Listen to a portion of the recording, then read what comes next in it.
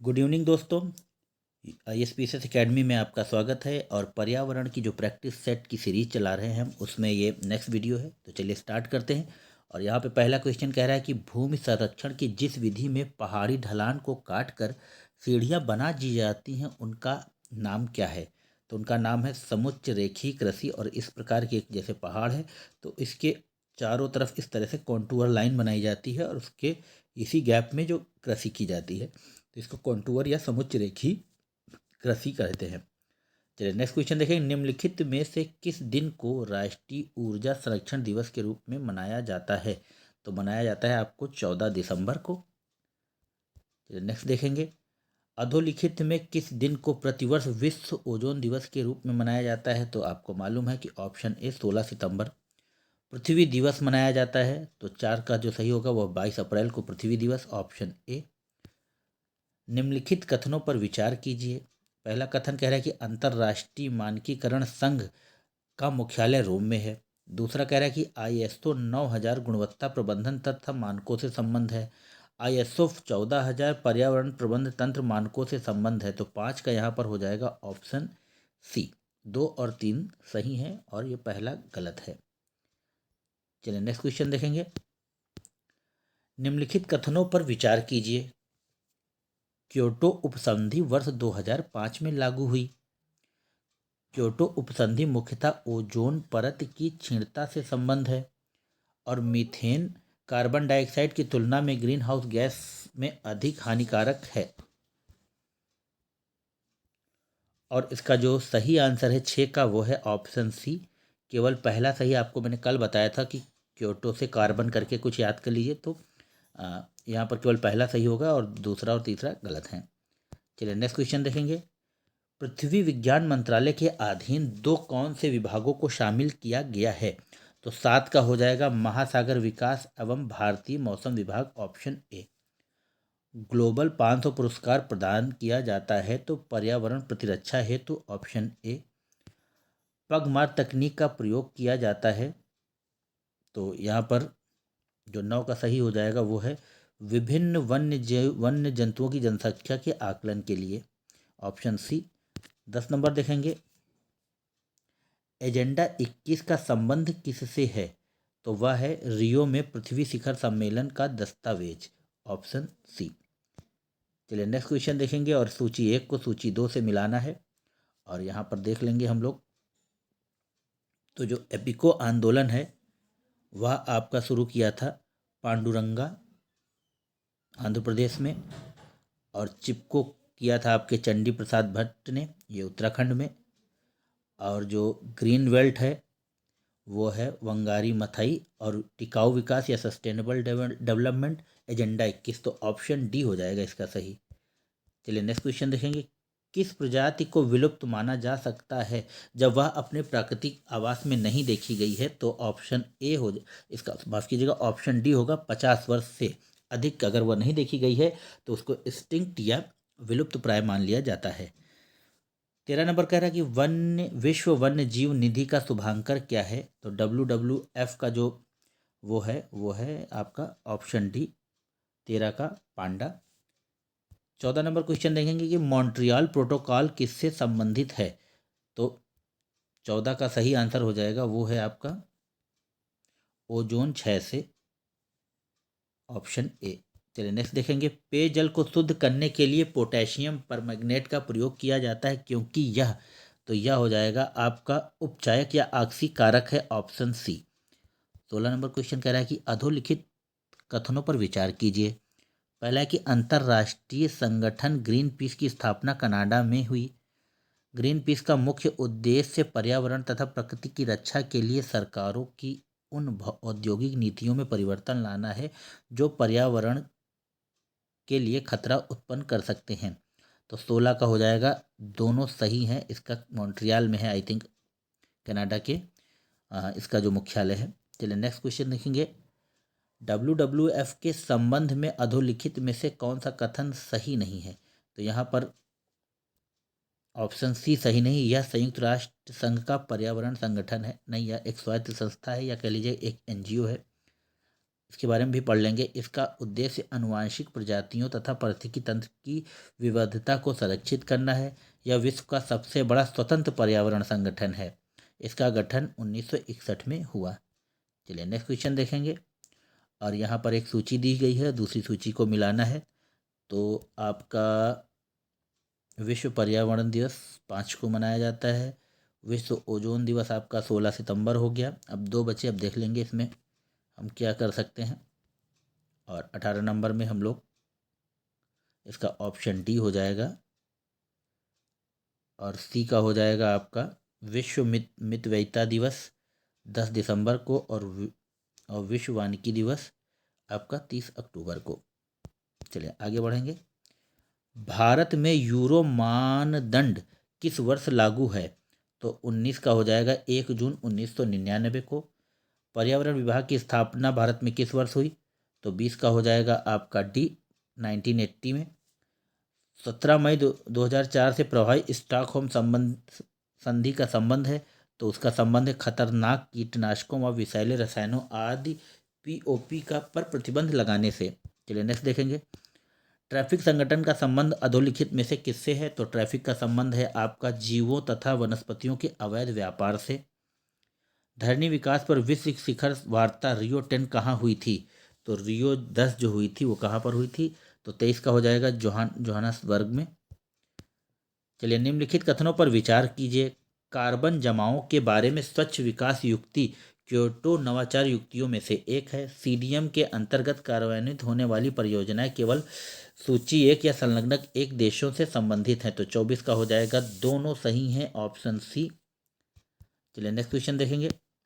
देश के पहले आपदा प्रबंधन प्रशिक्षण संस्थान की स्थापना जहां की जा रही वह है?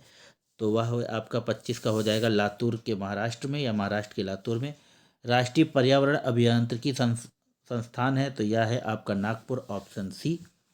26 का 27 का देख लेंगे। भारतीय वन्य जीव संस्थान तो यह है आपका देहरादून में, ऑप्शन सी। चलिए सूची 1 को सूची 2 से मिलान करेंगे तो 28 में हम देख लेंगे। तो आपका जो जंगली गधा है वह गुजरात में, जिसको खराई या कुछ ऐसा कहते हैं, तो जंगली गधा हो गया आपका गुजरात में। और सिंह पुच्छी मिकॉक या केरल में। और तो हुलाक गिबान आसाम में। तो ऑप्शन ए हो जाएगा इसका सही। चलिए नेक्स्ट देखेंगे। इको मार्क क्या है? तो आप जानते हैं इसका ऑप्शन बी होगा पर्यावरण अनुकूली उपभोक्ता उत्पाद को नामपत्रित करने की योजना। चलिए नेक्स्ट देखेंगे। 30 कह रहा है कि पोर्ट ब्लेयर के समीप की प्रसिद्ध ब्लेयर प्रवाल भित्ति मृत हो रही है। तो क्यों मृत हो रही है? तो वह हो रही है आपका भूमंडलीय ऊष्मन के कारण। बहुत ही कॉमन सेंस के क्वेश्चन है। एशियाई जंगली गधा कहाँ पाया जाता है? तो यह पाया जाता है आपके कच्छ के रण में, ऑप्शन ए। अभी इससे पहले आपने उसको मिलाया, देखिए कैसे क्वेश्चन रिपीट करते हैं। 32 कह रहा है कि नाभिकीय विकिरण का अत्यधिक दुष्प्रभाव सबसे पहले मानव शरीर के किस अंग पर होता है? तो 32 का हो जाएगा त्वचा पर, ऑप्शन सी। 33 कार्बेट तथा राजाजी राष्ट्रीय उद्यान में वन्य जीव प्रबंधन हेतु किस पैमाने के हवाई छाया चित्र उपयुक्त हैं? तो 33 का हो जाएगा अति दीर्घ पैमाने वाला छायाचित्र, ऑप्शन डी। चलिए नेक्स्ट क्वेश्चन है। पृथ्वी आयोग एवं पृथ्वी विज्ञान मंत्रालय को बनाने की मंजूरी भारत सरकार ने किस वर्ष दी? तो 34 का हो जाएगा 9 मई 2006 को।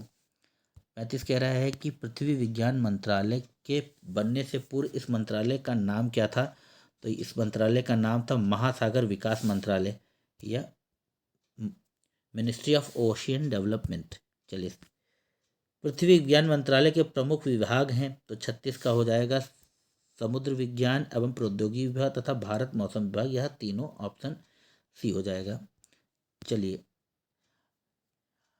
आईएमडी गवर्नमेंट ऑफ इंडिया की स्थापना किस वर्ष हुई? यानी इंडियन मेट्रोलॉजिकल डिपार्टमेंट, इसकी स्थापना हुई है आपका ऑप्शन ए 1876 में। Development of potential drug for ocean programme किस वर्ष से चालू है जो समुद्र से औषधियाँ प्राप्त करने के प्रयोजन में मदद करता है? तो 38 का हो जाएगा आपका 90-91 से चालू है। विश्व मौसम संगठन का मुख्यालय कहाँ स्थित है? तो 39 का हो जाएगा, यह जिनेवा में स्थित है, ऑप्शन ए। केंद्र सरकार ने वर्ष 2007 को घोषित किया था, तो 40 का हो जाएगा बी, जल वर्ष, वाटर ईयर। चलिए नेक्स्ट क्वेश्चन देखेंगे। मानवीय जनसंख्या के श्रेष्ठतर जीवन यापन के लिए निम्न में से कौन सा कदम सर्वाधिक महत्वपूर्ण है? तो यहाँ पर जो महत्वपूर्ण है वो है वनारोपण, ऑप्शन ए। चलिए नेक्स्ट क्वेश्चन देखेंगे। तुलनात्मक पर्यावरण प्रभाव मूल्यांकन का अध्ययन होता है, तो यह होता है आपका किस संस्थान के द्वारा? तो संपूर्ण वर्ष में, ऑप्शन ए। देश में बाघों को सुरक्षित क्षेत्रों के प्रबंधन की समीक्षा हेतु गठित विशेष दल का अध्यक्ष कौन था? तो 43 का आपका हो जाएगा सुनीता नारायण, ऑप्शन ए। निम्नांकित विधानों में से कौन सा एक पर्यावरण सुरक्षा के लिए व्यवहृत नहीं होता है? तो 44 का आपका ऑप्शन ए, जल उपकर अधिनियम 1977। 45 शुद्ध अथवा पुनः चक्रित प्लास्टिक को ढोने वाली थैलियों या डिब्बों के निर्माण एवं प्रयोग से संबंधित कानूनों की केंद्रीय सरकार ने जो अधिसूचना हाल ही में जारी की, वह जिस अधिकार के अधीन था वह है? तो 45 का आपका हो जाएगा दिल्ली उच्च न्यायालय का आदेश, ऑप्शन ए। चलिए नेक्स्ट देखेंगे। राजीव गांधी वन्य जीव संरक्षण पुरस्कार दिया जाता है, तो 46 का हो जाएगा आपका उपर्युक्त में से सभी क्षेत्रों में। 47 कह रहे हैं निम्न देशों में से कौन प्रत्येक माह के अंतिम शनिवार को राष्ट्रीय स्वच्छता दिवस मनाता है? तो 47 का ए, फ्रांस। 48 कह रहा है कि निम्नलिखित कथनों पर विचार कीजिए। क्योटो प्रोटोकॉल वर्ष 2005 में लागू हुई।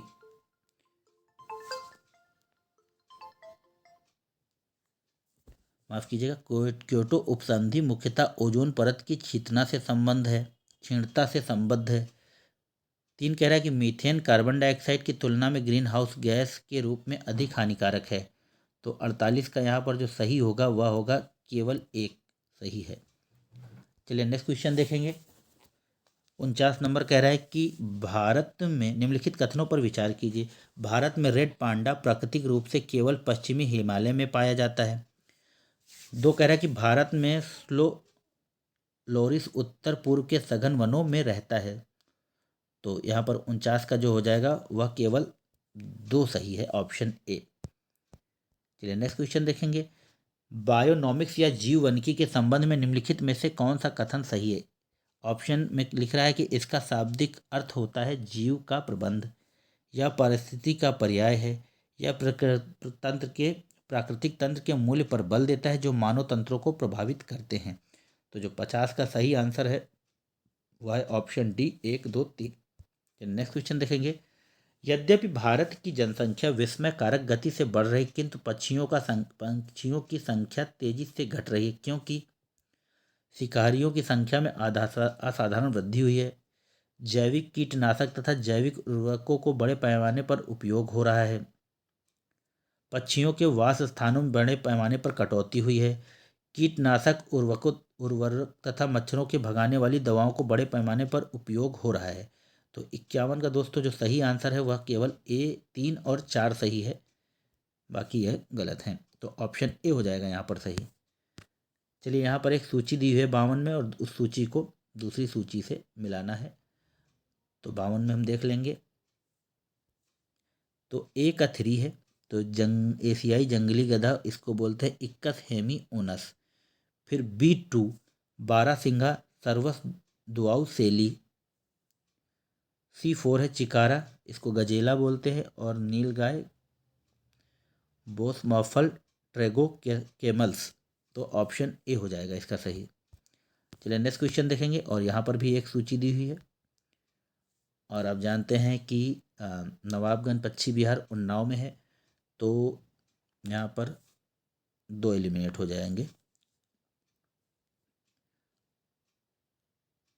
2 यहाँ पर एलिमिनेट हो गए। तो यहाँ पर अब बी देख लेंगे, ओखला पश्चिम बिहार। ओखला आप जानते हैं कि गाजियाबाद में है, ठीक है। और समरपुर पश्चिम बिहार आपका गोंडा में है, और पार्वती आरंग पश्चिम बिहार रायबरेली में है। तो यहाँ पर जो इसका, माफ़ कीजिएगा गलत हो गया कुछ, नवाबगंज पश्चिम बिहार उन्नाव, ओखला गाजियाबाद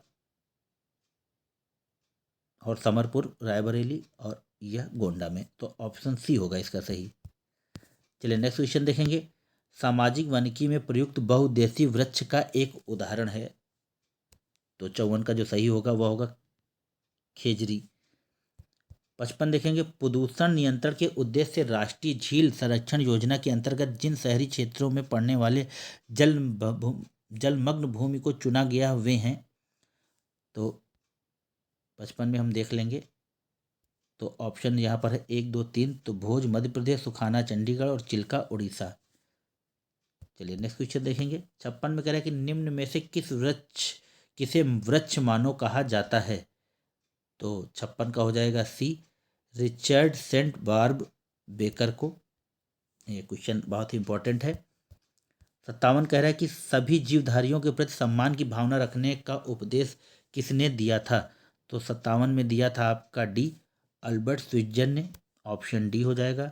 राजीव गांधी पर्यावरण पुरस्कार दिया जाता है श्रेष्ठतम योगदान के लिए। तो 58 का हो जाएगा आपकी स्वच्छ प्रौद्योगिकी एवं विकास के लिए। Option C.